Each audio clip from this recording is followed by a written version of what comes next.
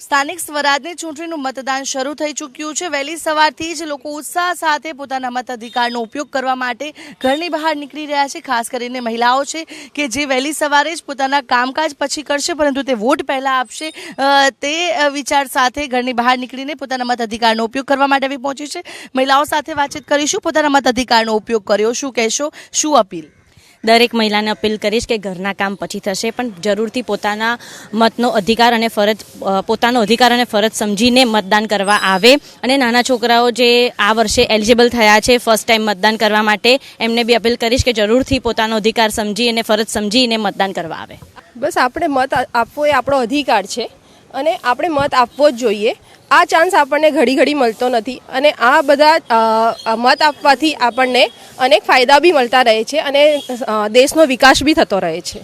ખૂબ જ આશા છે, લોકોનો પ્રતિસાદ સારો છે। સવારથી જ લોકો લાઇનમાં લાગી ગયા છે, અમે પોતે પણ લાઇનમાં ઊભા રહીને વોટિંગ કર્યું છે।